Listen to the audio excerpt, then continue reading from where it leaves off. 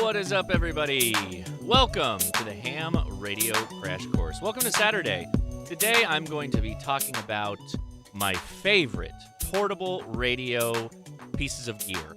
Radios, equipment, antennas, you name it, we're going to talk about it. And this is a patron picks episode, so you can thank the fine folks over at Patreon who support me for picking this one. So let's get started in a couple of minutes. Well, a couple of seconds, but enjoy the memes until then.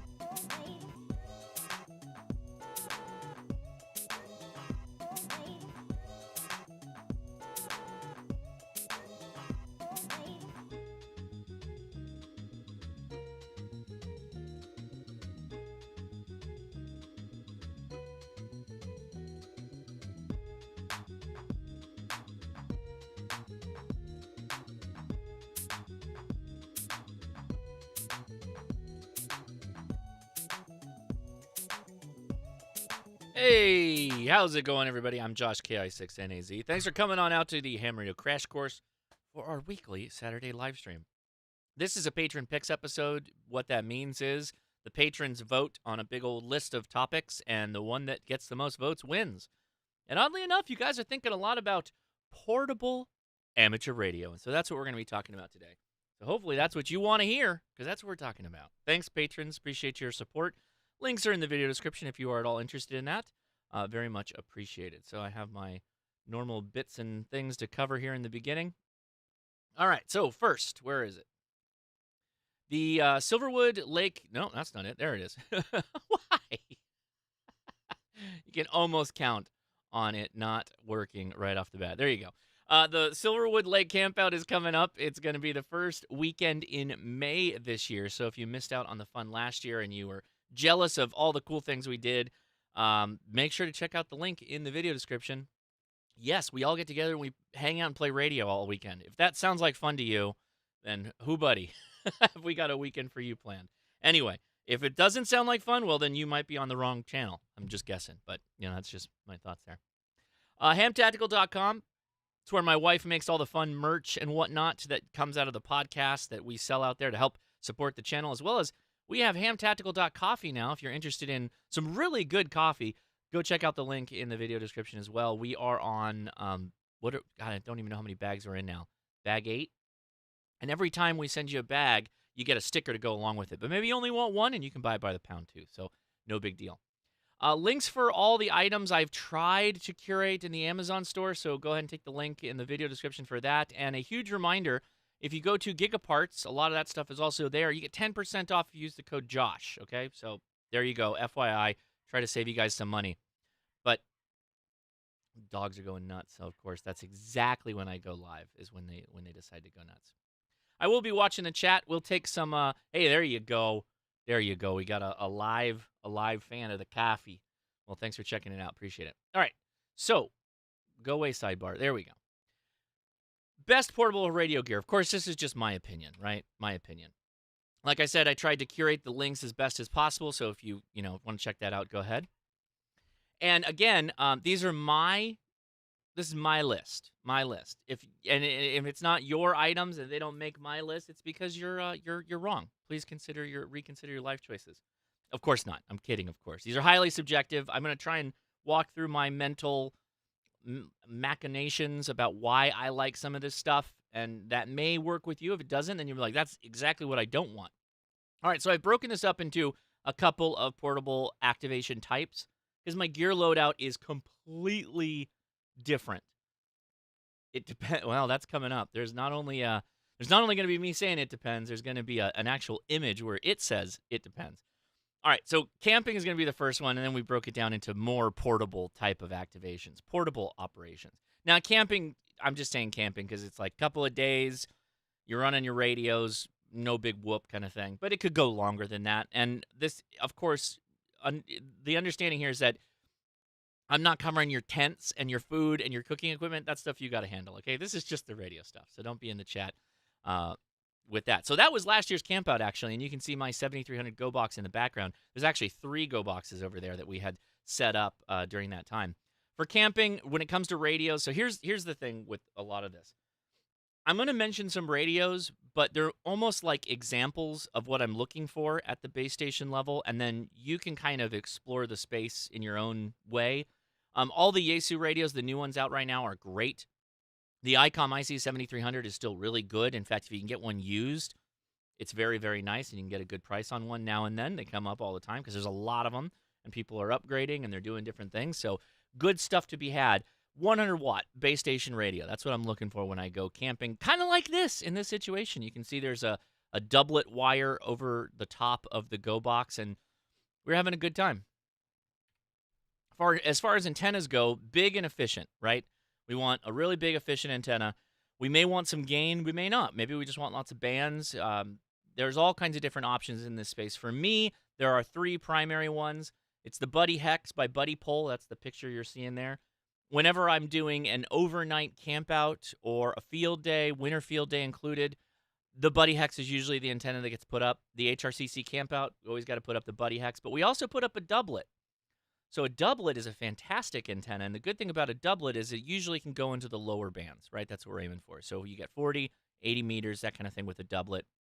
Very effective. Kind of functions, at least in the way we install them, as kind of like an inverted V dipole. Works out really well.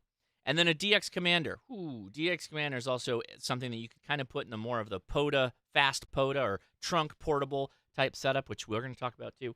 DX Commander is also a really good one, but you do have to spend a little bit of time with that one, at least in the beginning, getting it tuned up and all ready to go. Good stuff, though, regardless. All right, so for power, 100-watt Life Pose, I've got a link to one in the Amazon store that's relatively good deal, and it goes on sale occasionally. It's at its normal price right now, but it's still relatively inexpensive. So link is in the description for that. That one's really light, too, and so that's the one I would go for.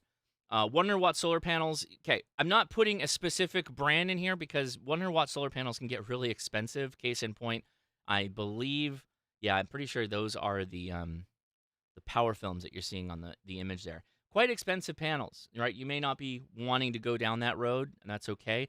Gigaparts has a number of options that are less expensive than that, and I believe they actually go up to like 135 watts as well. As for charge controllers, they also can be a bit hit and miss. The Genasun brand is a really good one. I like the Buddy Pole one because it's compact, but the Buddy Pole one doesn't really like things above like, I've tried to run it on a 110-watt panel, and it was not happy about that.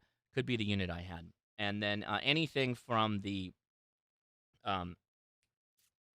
West Mountain Radio, like the Epic Power Gate, very, very nice. I have an Epic Power Gate in my Go box, and I plug the panel directly into it. It charges the battery. Very nice. Problem, though, those power gates are very, very difficult to get these days. All right, coax. There are 3 companies that I look at most of the time when it comes to coax: M&P, Messi and Poloni, ABR, and DX Engineering. Those are the 3. And I'll tell you why. You can see it in the picture. Every one of those companies has a high-vis jacketed coax, and of course you're gonna buy whichever the best quality you can get is. I understand people are on budgets; coax can get really expensive, but you want to aim for something that's a little bit higher quality, and you got a colored jacket.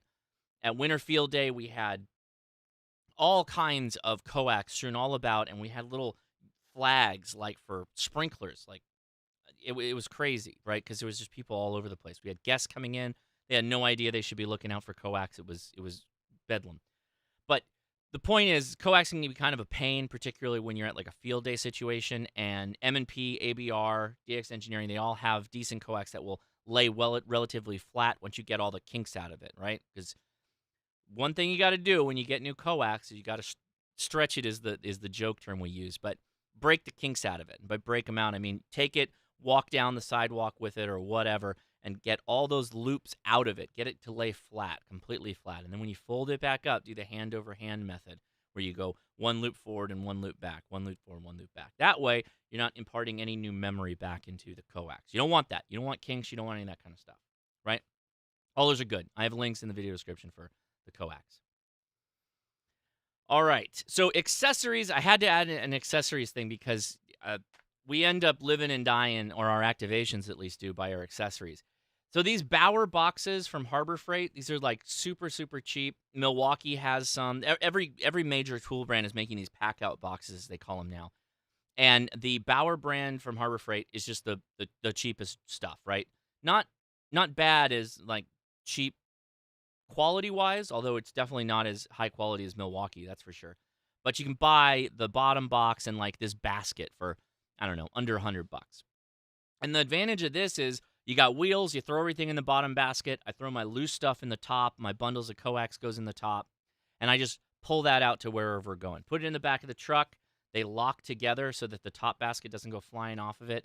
And it's just a great way to corral everything. And when you're doing like a field day or a camp out, it's often easier to have a box or something that's mobile that everything goes back into, it comes out of, goes back into, to keep everything organized, than just a bunch of loose stuff you've thrown in your truck or your car, because you'll inevitably place something in a bag and then that bag goes over here and then you place another thing in another bag and then they never come back together, and then you don't have that important piece of gear when you needed it when you go on your next activation, right? So keep it all together. Kyle's tackle box, yeah, like the all that stuff. There's a lot of videos on how people organize, right, their setup. I'm doing most of my field operations, the longer full day type stuff, where I just throw everything into these boxes. That bottom box is always loaded with everything I need, including backup antenna, including a run of coax, tools for creating power poles, extra power poles, an analyzer, the whole 9 yards. What? He just created a way. What did I do? Joe. Oh, no, Jody. I thought you said Josh. All right. Next is antenna analyzers, right? You're going to see antenna analyzer come up a lot on these slides because it's one of the more important tools, particularly in the field, not only when you have an antenna that requires it, like the 17-foot stainless steel vertical, but also with when something goes wrong, right? So let's say you got 4 band captains on field day, and they all have, what do you want? 40, 20, 15, 10, right? There's your 4 band captains. And one of them comes out, and maybe it's your 15 guy, and he's got his antenna. It's just not working right. There's something wrong. He's like, well, it normally gets a 1.5 SWR, but it's a 3 right now. And you're like, well, why is that? I don't know. It worked perfect last time I used it 6.5 months ago. Oh, okay. Well, you haven't used it in a while. What could be going on there? And numerous things could be going on. And you won't know until you throw it onto an antenna analyzer, right? So that's why it's one of the most important accessories you can have. Now, with antenna analyzers, I'm saying antenna analyzer, but the work can be done with a VNA, a network vector analyzer, right? So the nano VNA, like 40, 50 for the bigger screen, $100 for one of those, and you can do antenna analyzing with it. In fact, you can go a step further because that has 2 ports on it, and that lets you do S1 to S2 port testing for things like filters and other stuff like that, right? There's a myriad things you can actually do with a VNA that you simply cannot do with a standard antenna analyzer. So while I really, really like my Rig Expert stick device, the VNA actually has more capabilities when it comes to some of the things you might do within amateur radio. So keep that in mind. I also will just grab my tool bag, my trunk tool bag, my Milwaukee tool bag that has my impact drivers and my drills and a couple of pliers, vice grips, sockets, all my bit sets, all that. I'll take that too, because every time, every field day, without fail, someone needs a proper tool. And it's always like because they didn't drill a hole in some kind of aluminum pipe or pole when they're going to do the setting it up on top of the mast that they have, or maybe somebody else bringing the mast and they go, oh no, you need to put a hole in that so I can run this pin through it. Oh, I didn't put a hole through it. Well, what do I do? Bring a tool bag. Someone should have a tool bag at a field day, any type of situation. I made a video not too long ago on my solutions bag. The solutions bag has things like the network vector analyzer and the spectrum analyzer and your multimeters, different hand tools that you would use in amateur radio. So I've got a video on that. You can look it up, my solutions bag or my problem-solving ham radio tools bag. That's the way to go. And then headphones. Ooh, buddy. Headphones and amateur radio field type events. If you have a club and you guys all want to operate next to each other or close to each other, you almost all need to have headphones, right? There are a couple of the major brands. Heil Sound is one of them. Radio Sport is another. But you have just a headphone and then a hand mic, the regular hand mic for the radio, your own earphones, for instance. That works. That can work just fine in a pinch, but you should have something. So do keep that in mind, particularly when you're going to be in these type of portable situations with lots of people. All right, trunk portable. I'm calling it trunk portable and POTA. That's the next one, right? Slightly different. You think, well, is it really that different? Not too much, but there are a couple things, particularly when it comes to antennas, from my point of view. It's true. Headphones have a ton. And I'm just giving you a couple of the big ones there because that needs its own live stream. All right. Is it showing the... Yeah, get the slide thing off there, bud. Go ahead. Get... Okay. Hi, I'm here. Get rid of the preview bar. Thank you. Appreciate it. Okay, so for radios, you could still do the Go Box. I did that out of the back of my truck for a long time, but this is where you start to pull in like your Yaesu 891, maybe your 857. In my case, that is my 7100, and that is some Galbi that I'm eating there. Great little radio, the 7100 actually. The cool thing about the 7100 is it fits in a little Pelican box like that, and you got 2 antenna ports. You got VHF, UHF, nicely capable. The 891, though, seems to be the one that's the most popular with hams that are going portable these days. I think that's the radio that's probably the most POTA ready for any of the 100-watt radios. So probably check that one out for sure. It's not eggs or bacon. It's potato salad and Korean short ribs. Sorry. Again, with this side thing. I need to figure out how to deactivate that. All right, so for antenna, slightly different. I'm looking for, because I'm going solo, I want something easy. I want it freestanding where possible because kids are all over the place. The Chameleon Portamast, the Cha Tactical Delta Loop, which is on top there. I used that a ton last year, and a year before we took it out for the Jamboree on the Air, and it did fantastic. The height was really, or mass, yeah, Portamast, that's it. Great.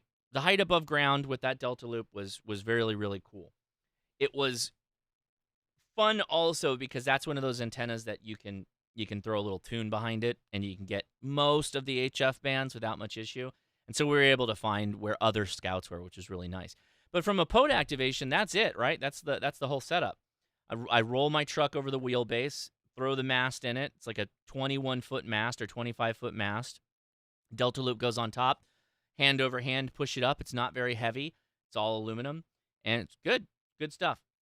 To go along with that, Surveyor's Tripod. I got opened up to the world of this from Steve at Alpha Antenna last year when we checked out the Hextenna. The Surveyor's Tripods are great. They're really, really nice because they're tall. You're not really looking for height. What you want with a Surveyor's Tripod is you span out the legs because the legs aren't connected. Like, they're not connected to each other, and there's no real stop to them. So you can kind of just lay them on the ground, right? You almost make the legs completely flat, lay that sucker down, and just about any telescoping whip type antenna that you're going to run, you are not going to knock that thing down. The whip will fail before that tripod will fail. That is a really, really cool setup. So I ran a lot of the 17-foot telescoping stainless steel whips, right? They're available from like every manufacturer has their own version of it. Ran that lot last year.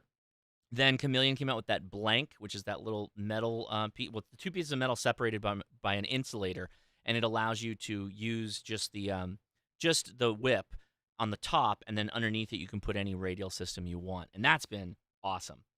Really, really nice with that setup. There's the DX Commander again. DX Commander is also freestanding. You do need a couple of guys, but it's lightweight. It's really lightweight, fits in a trunk without any problem. Me with the truck, I can carry just about anything, but you get where I'm going with this. I'm also trying to think of my friends with some automobiles.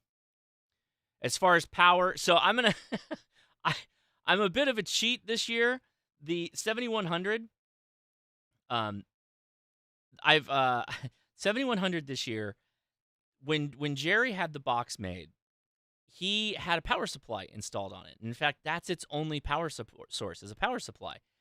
And so I haven't modified it because those West Mountain Radio Epic Power Gates are impossible to find. I want to add one into it, but haven't been able to modify it.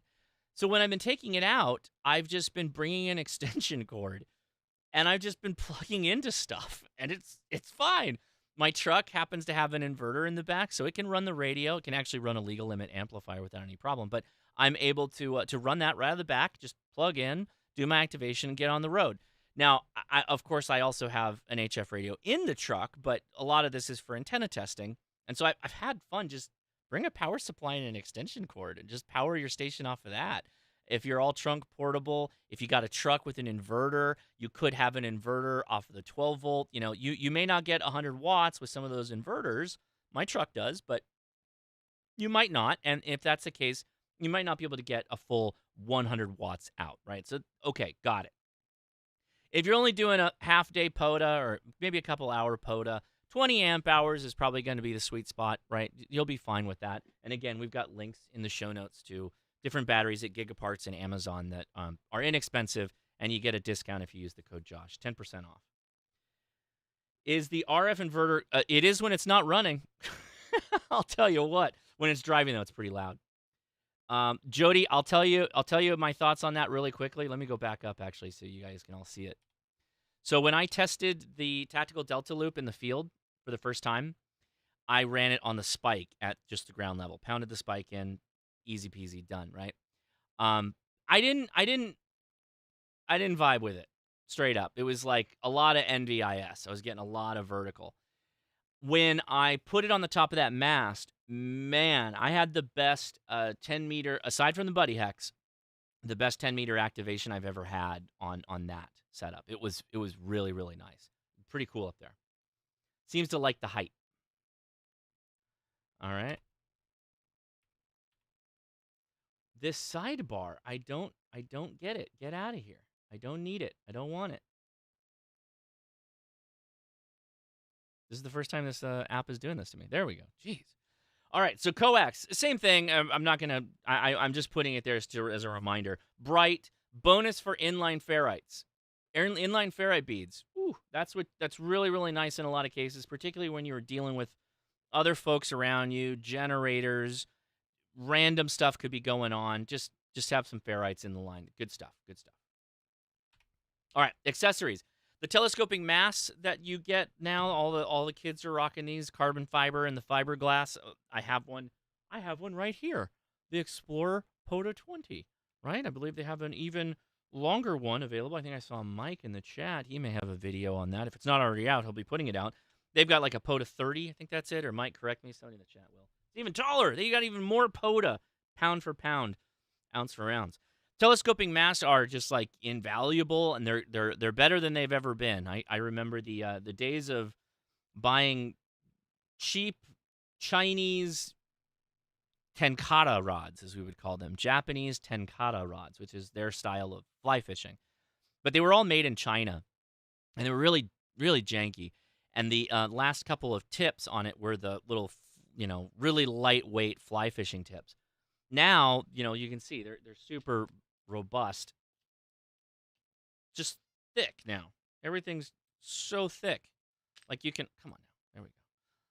Just great stuff. And the thumbnail for the video today is this mast is actually the bigger one, but same concept.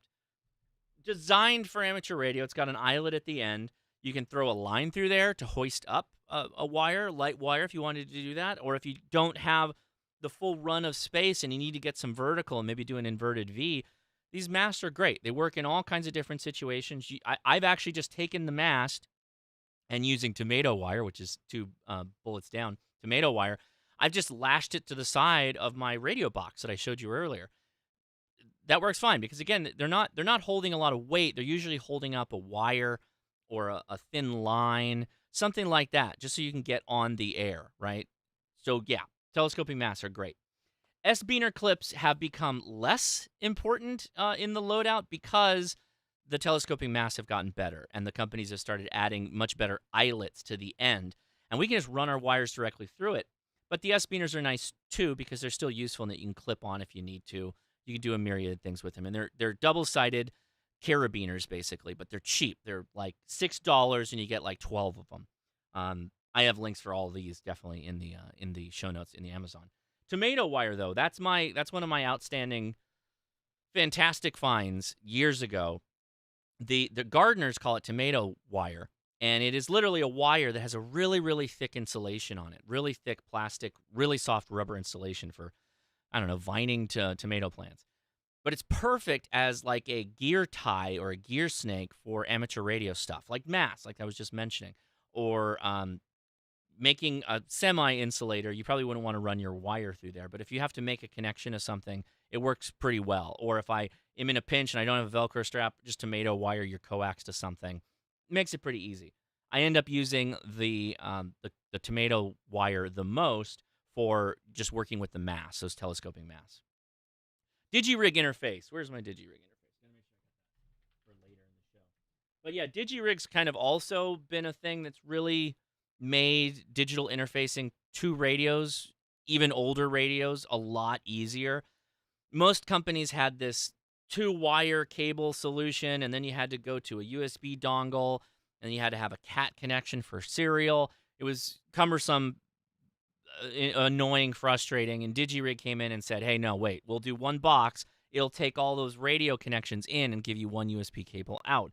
So if you go to the Digirig website, or if you go to the Gigaparts website I linked, you can find a Digirig for your radio and get the appropriate cabling for it. No muss, no fuss. Plug it in, boom, you're good to go. And then the cheap laptop. Yeah, I don't know. Hopefully everybody's playing this game. You don't need a good laptop to do amateur radio. In fact, I think it's a detriment to take a good laptop into the field. I don't. I take a cheap Windows laptop into the field, and I'm not necessarily recommending the Jankopotamus anymore. We've got a new contender. It's been good so far, but I need to use a little bit more in the field. The Jankopotamus is fine. The problem is the price has gone up. The Jankopotamus Maestro is the Maestro Evolve 3 laptop.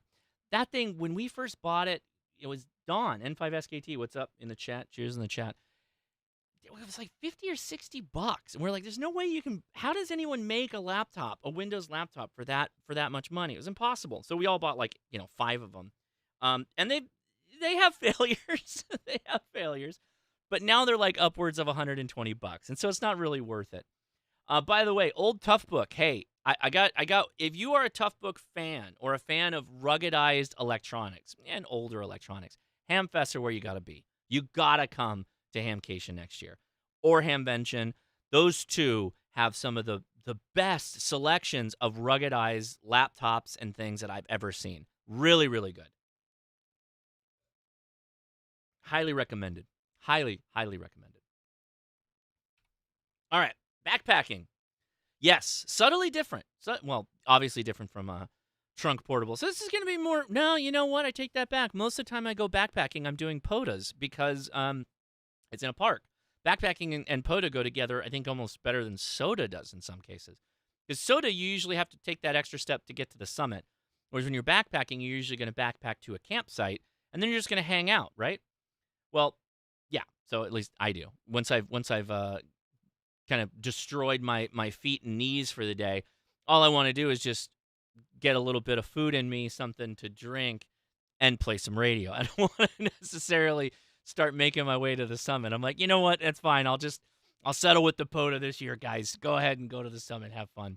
So this is what I would bring when, or what I have been bringing when I do like a backpacking trip. And yes, this is the most recent. Well, is this? Yes, this was the. Did not end up happening, but was the gear we brought out for the boys and I to go with Adam to the June Mountain area. We ended up going to June Mountain, but the goal was to have done a bit of a hike, and so this is what I brought. This thing is pissing me off. I don't want the. Yeah, wait. Can you just? Yeah, okay. Well, where you been? Where's that button been my whole life? Get out of here. All right. So yeah. Anyway, radios. Again, personal preferences here. I know a lot of people are not going to necessarily vibe with this, and I get that. It's okay. Small internal batteries. Small radio with internal batteries is a plus. That is a favorable thing. Out of the radios you're seeing on this picture, only one doesn't have internal batteries. Some are older. That's true. Some are much older. But almost every one of them I would slightly prefer bringing into the field because of the internal batteries. It's an extra step, but it's also one less thing I have to pack. It's one less thing that I have to make sure that I have a wire, a power line, a power cable. It's just one less bothering thing. So for me, the two I gravitate towards, you can probably guess the most, are the ICOM 705 and the Elecraft KX2. The KX2 goes with me more. Straight up, open, honest with you. The KX2 goes with me more because for the size of the 705, I get a antenna. Actually, I get two antennas once I cram Adam K6ARK's NFET in there. My key, my mic, and my DigiRig interface all go into the bag, which is roughly the size of the 705. 705 is a bit, it's much easier to use. So when we did field day last year, it was QRP only. We did the whole field day QRP. I killed it with the 705. 705 is perfect for field day. It's really, really fun to use it on field day, and I had a great time doing that. So the 705 is backpack portable, but the KX2 is slightly more backpack portable, and so that's why it ends up going with me, because it's a all-in-one little unit. I just make sure it's charged up, ready to roll, and that's it. Internal tuner's a bonus, but not required for me. I don't see the value of it other than it's an extra thing, and it's one less thing you'll have to worry about later. I seldom use it. I always use resonant antennas. I'm physically adjusting the 17-foot verticals if I'm using those, and my NFET half wave is generally tuned for the bands I want to operate on. So there you go. Yeah, now, once I finally get off my duff, and I'm thinking of ways to do that, I'm going to probably change my tune a little bit with the radios that I want to drag into the field, because I want to use those CW radios. And let's see. What is the question here? Hammer Radio Crash Course, what about computers and the October 2025 Windows 10 end of support? So, to be honest with you, a lot of the cheap laptops are Windows 11, or they're capable of doing Windows 11. Also, end of support doesn't mean like the computer stops working. It's still functional, so keep that in mind. You probably will need to upgrade to Windows. Actually, you know what? I'll tell you what. This is what you do. You run that thing, if you can't do Windows 11, you run that thing until the wheels fall off of it, and then you load Linux, and then you actually probably will get a more, you'll get a faster running laptop. Just learn Linux. There's the solution to your question.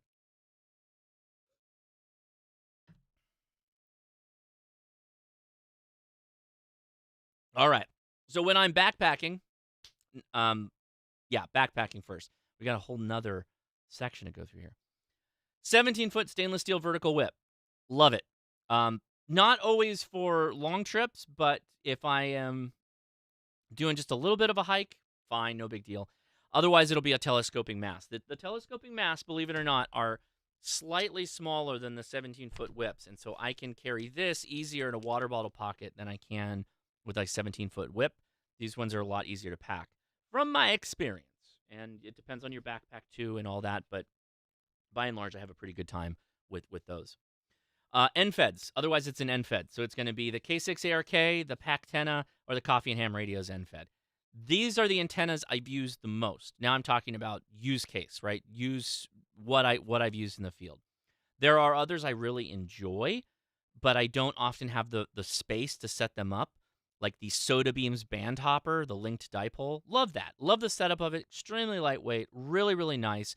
It almost self-guides a telescoping mast really effectively. Very recommended. Highly recommended. But oftentimes it's easier to just have the NFED, put one wire on a pole, shove the pole into something, lash it to a picnic table or whatever, and then just get on the air with it.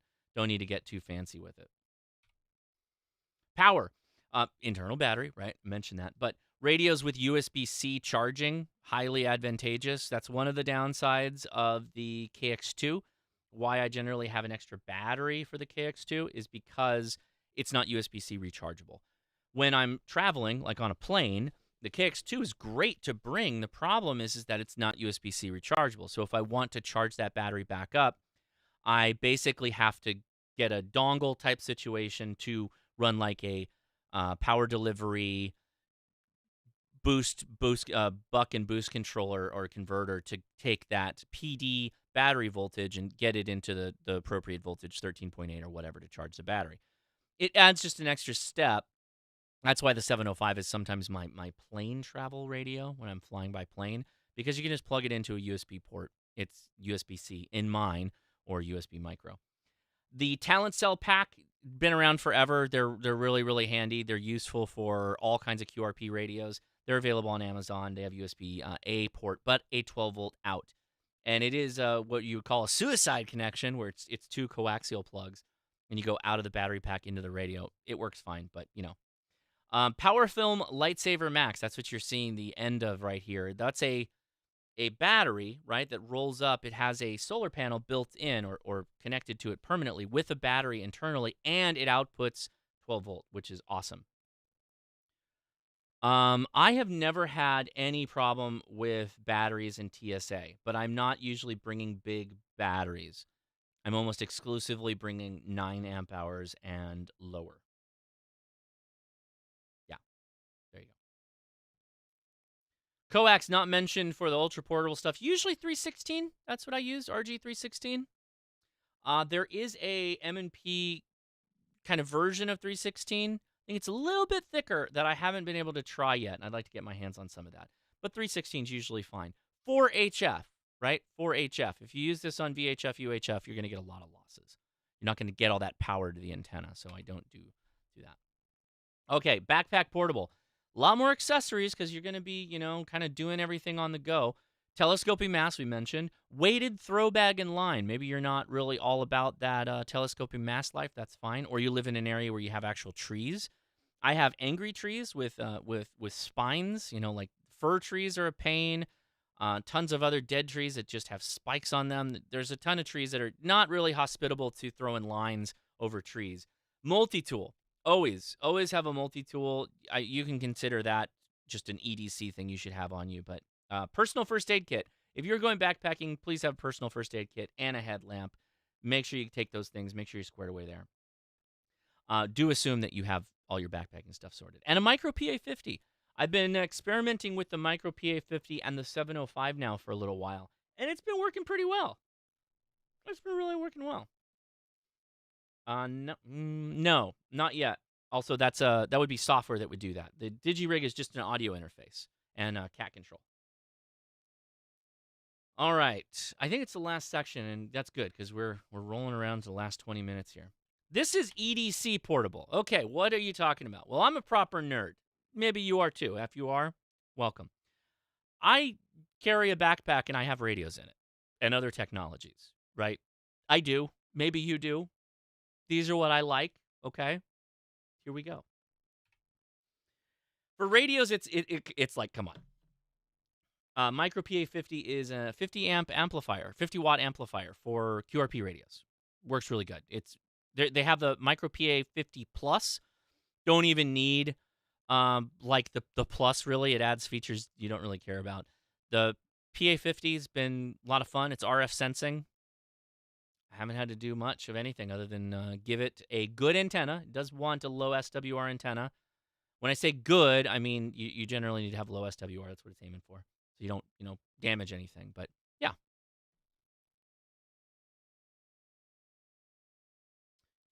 What is the over-under that it's exactly going to come out next week? I'm excited to see it. But odds are we're going to see it at Hamvention, so excited. Of course, there'll probably be a dozen videos before we even get to Hamvention once it hits the ground.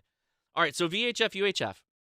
ICOM ID50 is my daily carry along with either, not and, or the VGC N76, which we've talked about, the Kenwood TH-D75, and it's almost in reverse order there. The D75 has been my ride with the most radio, then the N76, and then the ID50. ID50 is often when I'm doing like a road trip or I'm flying, that's a really good radio to have on you.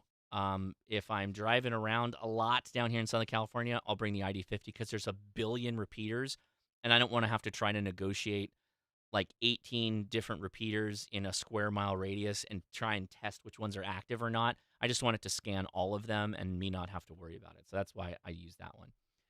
HF. Ooh, HF and EDC. Everybody, show of hands in the chat. Can I see? Raise your hand if you carry an HF radio with you all the time. Give me a thumbs up or whatever. Do the thing. I don't know. So for HF, it's often too big. Yeah, one in the chat will work. HF often requires too much gear, right? You need an antenna, you need coax, you need a key, you need a microphone, you need all that stuff. Well, I mean, that's the entire KH1 setup. That was literally what it was designed to get away from. Even the mountain toppers, right? Mountain toppers are wonderful. Cute little radio. The cutest little radio. The problem is that it has nothing, right? You got to give it the antenna. You got to, well, of course, you got to give it the power. You got to give it the power lead. You got to give it the key. You got to give it the earbuds. You got to do all that stuff, right? The KH1 is literally like kind of designed as the antithesis of that. Still ultra portable, bigger, right? Has to be because, it's got to carry all that stuff around with it. But wow, a lot of fun. Obviously, CW only. So that's going to separate it from a lot of people. But that's the example. True SDX would be another one, right? I got a 1 pound of True SDX, right? All the kit, the entire kit. I got that thing packed down to 1 pound. And I did a POTA activation where I activated on voice, CW, and digital with that radio. 1 pound, the whole kit. And I think including the bag. You can go look up that video I did on that. It was actually a live stream, and then I did the actual POTA activation. So the 1 pound POTA challenge, right? Great. Perfect. $135 radio. Have HF with you all the time. Works great. USB-C PD 12-volt dongles. That was one of my favorite things of last year when I met Joshua at Tuftelin at 4 Days in May last year. I had known of him through Thomas Witherspoon, but I got to meet him, and he was showing me all these cool gadgets, and he's like, "Yeah, this is my little dongle, and I think I've got one over here. May have to say that for the after chat. By the way, after chat, guys, we're gonna take your questions live. If you got questions about this, and we're gonna run out of time here in a little bit, but you can join us on the Discord, or just wait for the next live stream. We answer your questions live. That's what we do. The Discord exists. It's 24/7. There's always somebody on there. The goal of our Discord is to get people on the air and help them stay on the air. That's the goal. Doesn't matter if you're a brand new amateur radio operator or experienced in one thing but are looking at something new. Join us on the Discord. Great community. But we do a talk there. All of our friends are going to be on the air, and we're all going to talk with people and answer questions. So Discord, check it out for the after chat. I can pull out my Tuftelin dongles for the after chat. But basically, you can take a PD USB cable, USB-C, out of a power delivery hub or power bank, and it will convert it to 12 volts for charging QRP radios. You're not, or running QRP radios. Yes, running. You're not going to be able to run like a G90, but you can do a KX2. I haven't tested it if we'll do a KX2 at 10 watts, nor a KX3. KX3s will do 15 watts. That might be too much. That might be a bridge too far. But it'll definitely run a 705. I should test that too with 10 watts. I'll have to do that. I have not ballparked my EDC bag. No, I have not. Because it depends on what I'm carrying. I don't carry all this stuff. Always a first aid kit. I did not get hurt much as a child, probably more than most children, but my kids are constantly getting hurt. And what's worse is their friends are constantly getting hurt. And all these parents are standing around going, "What do I do? Let's call the police." It's like, "No, dude, he's got a cut. Here's a Band-Aid. Here's an alcohol wipe and a Band-Aid. Go clean the kid off. Go wash it off and then, do the thing." "What do I do with this little moist towelette you gave me?" Have a first aid kit, please, everybody. Please. Headlamp, because you never know when you're going to need it. If you're driving home, car's going to break down, or you're going to have a problem, you're not going to know what's going on, put that headlamp on. It'll save you. Promise. Antennas. All right. So, this is mainly VHF, UHF, and I get to make a pretty cool announcement. Signal stick on the radio, of course. We love our signal sticks. Love our signal sticks. But, you ready for this? Links in the video description, guys, because the Intellitron. Where are you? Where are you? Where are you? What a buzzkill. Come on now.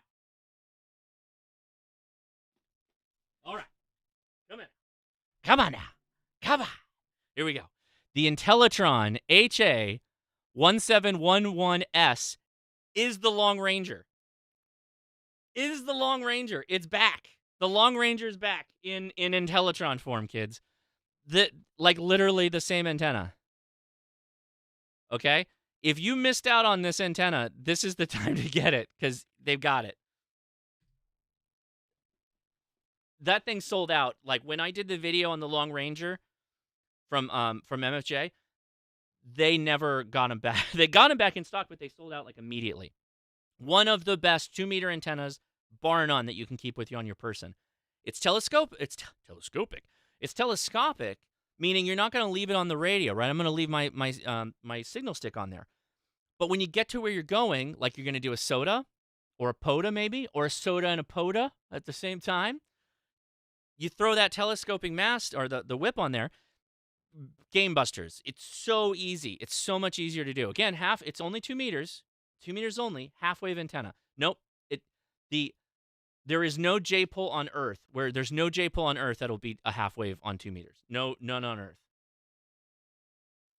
The Long Ranger, has a spring base, which gives a little flex, but I think I like the rigid.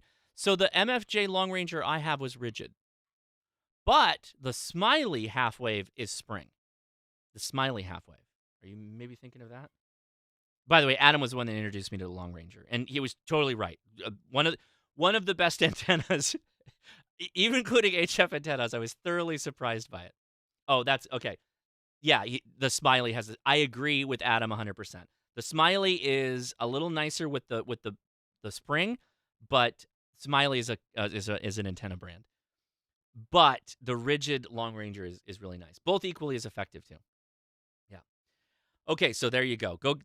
I think you get 10% off that actually if you go to Gigaparts. It should be on my page, and if not, take Josh and see if you can check out with it.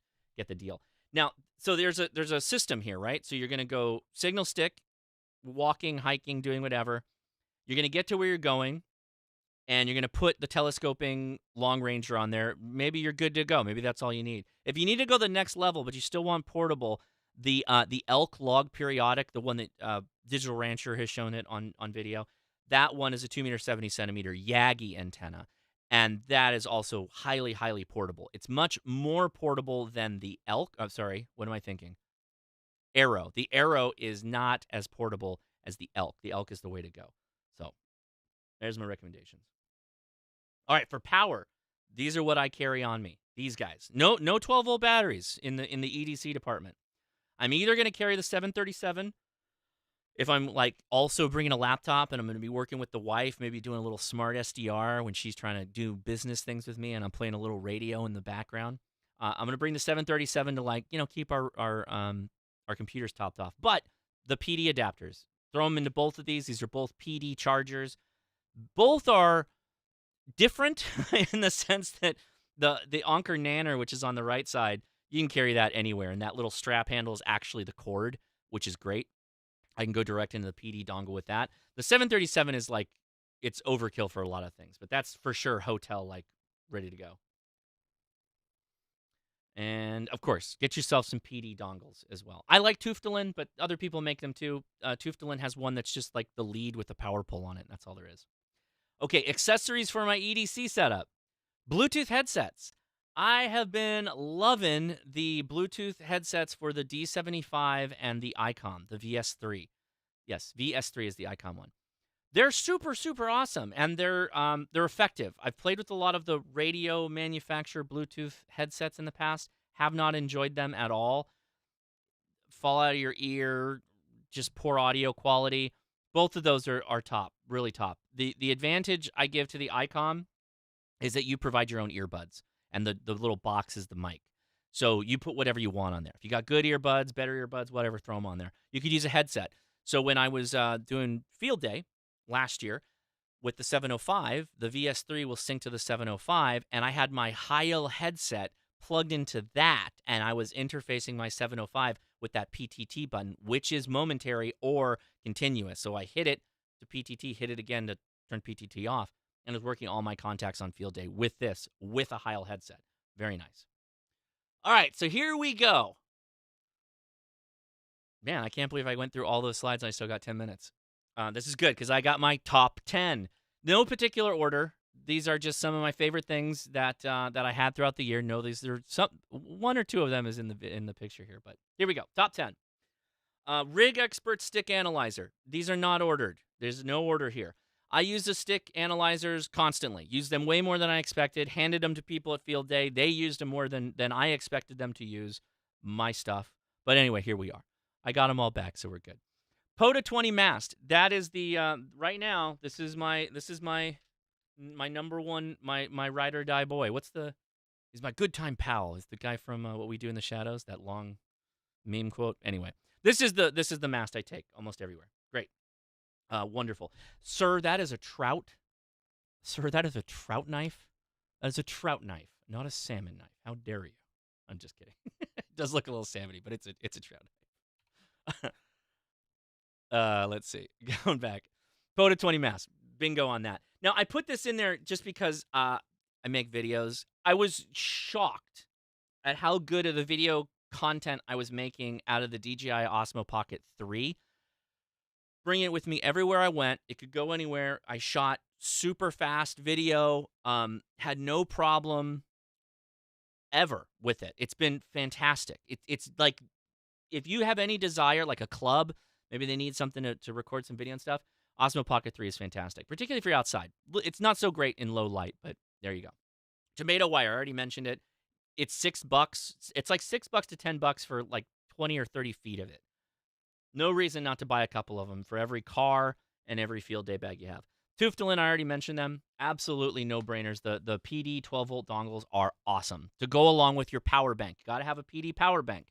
Not PD, like the bird from Dumb and Dumber. PD, Papa Delta, right? PD. Buddy Pull Buddy Hex.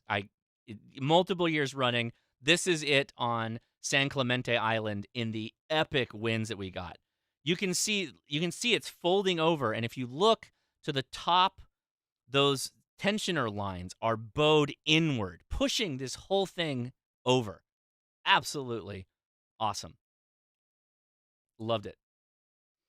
No, I talked about that earlier. All my opinions on the radios, I told you my opinions on the radios. I've owned them for like a while now, and I rotate and change radios so often. I love them all, but this is the stuff that's bailed me out. This is the stuff that I think has been like the saving grace of some of my kits, meaning I could go into the field with a Yaesu 817, 818, a 705, a KX2, 710 field, or whatever. And if I had some of this stuff or all this stuff, it's my day is going to be great. It's going to be a great activation. That's what I'm trying to say. Take your favorite radio. I already told you what one of the recommended ones I have are. These are my top 10 of like things I recommend to go along with that, right? 17-foot stainless steel whip, or the 25 that's out now that's available. I think there's an arms race on these stainless steel telescoping whips right now. I think I saw somebody saying we're going to 35. We're going to 35 feet, which is madness. We're going to fold those suckers over. 1/2 wave 2-meter antennas, Smiley or the Long Ranger from Gigaparts Intellatron. That's what you want. By the way, I'm taking this and my Long Ranger to the park, and we're going to do a test. I guarantee you, I'll take it out of the package when we go to the after chat. Guarantee you it's the same antenna. I guarantee you. Guaranteed. There we go. And then last but not least, the antenna that I had most often on me, even though it didn't get set up every time, my backup antenna is always a K6ARK, who's in the chat. K6ARK end-fed half waves, or 9-to-1 random wire if you want to do that. It's also the wrong answer. That's the wrong thing to do. You should make yourself a 49-to-1 and make a proper end-fed half wave. But regardless, he's got a kit for just about anything you want to do. I believe I have his link in there. It is k6ark.com, right, Adam? Or is it k6ark.net? Feel free to drop it, and I'll make sure I get that right. So there you go. There are so many things I love. There's so much gear that I love. Those are just some of the big ones that jumped out to me that I've used the most. Really, my focus was, what did I actually pick up and take into the field and use the most this last year, and actually consistently more than 1 year? It's been those items. Okay. Questions on that? Otherwise, we're just going to wrap up the show, and we're going to go get ready for our after chat. So you could just bring your questions there. We'd love it if you joined us on the Discord, because then you can ask your questions live. That'd be great.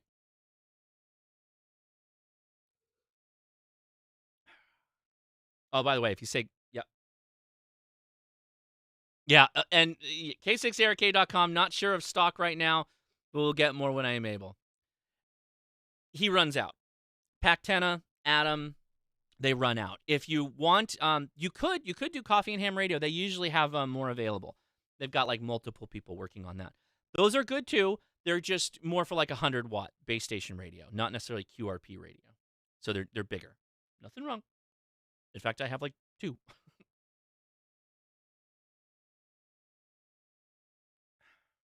Yeah, they're getting wild out there. I'm telling you, it's an arms race of telescoping whips. Anyway, you can type question in the chat or at Ham Radio Crash Course. Otherwise, I'll just go ahead and say a big hearty thank you to my patrons. You guys are the reason for this show. Patron picks episode chose by you. I did this as what you guys wanted, so I hope that's what you were looking for, because that's what I did. But I've been very lucky. Great, that fell right on the ground. I've been very lucky that I was able to play radio when I did.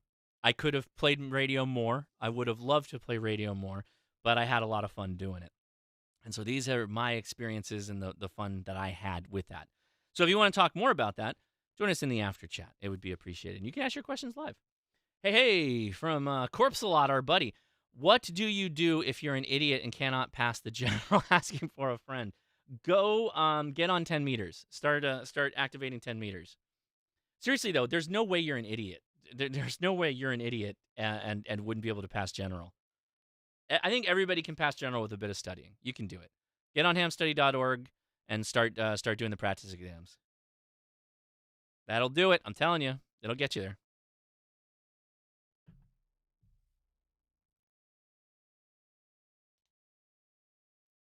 Oh my gosh, yes. The telescoping antenna wars of the 2020s. Yes, I do. Let's see. Yeah, everybody's saying they made it, so can you. You can do it, Corpse-a-Lot.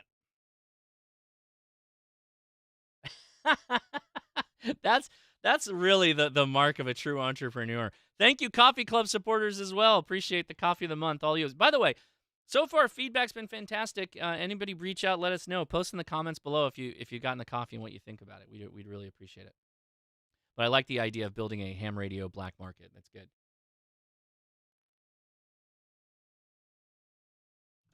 All right.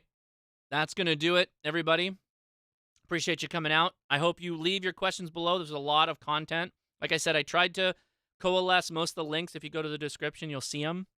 The first 2, Amazon and Gigaparts, are going to be the easiest. Most of it's there. Some of the stuff like Tuftelin, I know I don't have that one in there. I got to go back and do that right now. Let's see. There are just things that I mentioned by name that you will have to Google. Tuftelin's a funky one, though, because it's not an English word. So I will go do that. Anyway, I am Josh, KI6NAZ. Hope you had fun today. Join us in the after chat. Post your comments below.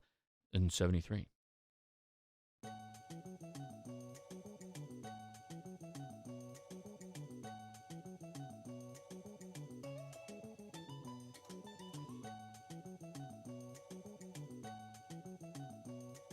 That's what I said. It's Tuftelin, but that's not how it's spelled.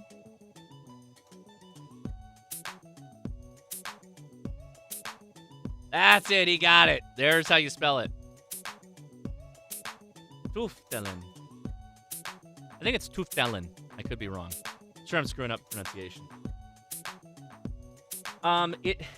It's a oh boy, Joshua told me it's a Scandinavian word that means like learning, or go to the website. I think he explains it.